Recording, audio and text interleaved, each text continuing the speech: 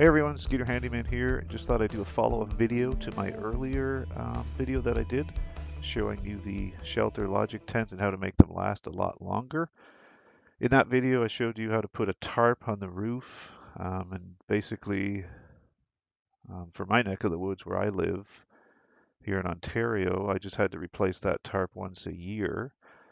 There was a couple of years where I had to do it. It only lasted 3/4 of a year. It just all depends on how much sun you have on your shed and where you live and the heat. But for the most part, once a year, I just changed the tarp for about $35, and it made this structure last 10 years.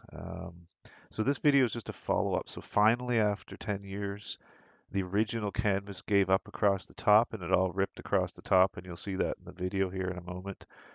So I thought I'd turn it into something a little more permanent, and I was trying to do it on a low budget as possible.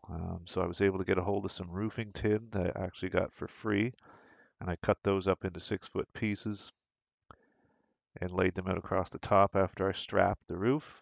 And I used OSB board again, same as I did for the back end of the shelter logic that you saw in my earlier video. And I found that that OSB board lasts a very long time if you put some wood preservative on it. Since it's in an upright position, it tends to last a long time. So have a look at this video. It's pretty basic. It's just kind of some after shots of what I did, but I'll just kind of explain it as I go. But I think I only spent, I don't know, a total of a few $100s to put this all together. So here you can see the wind damage across the top here. It's pretty obvious that this thing is toast. It basically just ripped the whole top off. Now this is after 10 years, and these are the brown tarps I was trying to put on to save it as long as I could, just to hold it off till I get the roof on, but didn't quite make it. So here's the OSB board. I just put, these are just 4x8 sheets, and I use carriage bolts so you get a nice smooth head on the outside. Just drill 1/4 inch holes through the tubes. Pretty straightforward, just to hold it on. Did that around all the edges. Across the bottom, I just used self-tapping metal screws. So here's a shot of the one side complete.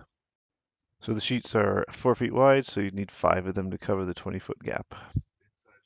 Here's just an inside shot. So I've done both sides, and I started strapping. This is just the small strapping, the what they call 1x3, which is actually 3/4 by around 2.5, I guess.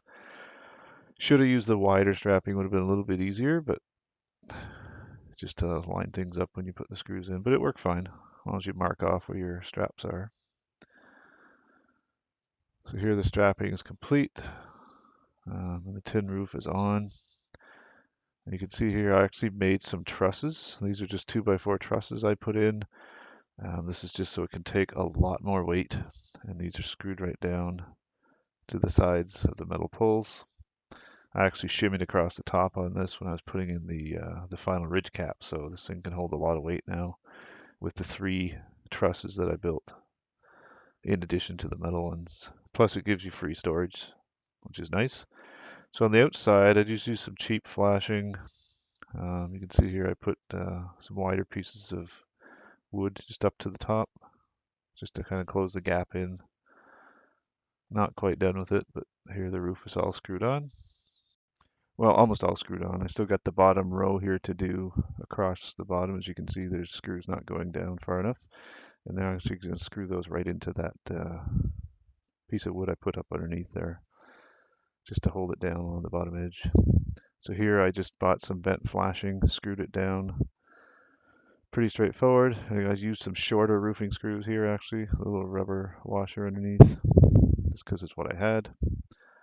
And I also put some wooden pieces between the boards here just to cover up the gap, and again sealing it from getting water damaged at the edge of the OSB.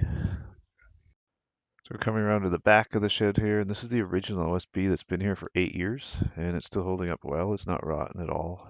Now I did put waterproofing on it more than once. It's weathered, but it's still intact and in good shape, so I just left it for now. And I put some wider flashing on these back corners here just to cover everything up. And this side here, of course, is still going to need waterproofing. I haven't done that yet. Other than that, it's ready to go. Thanks for watching.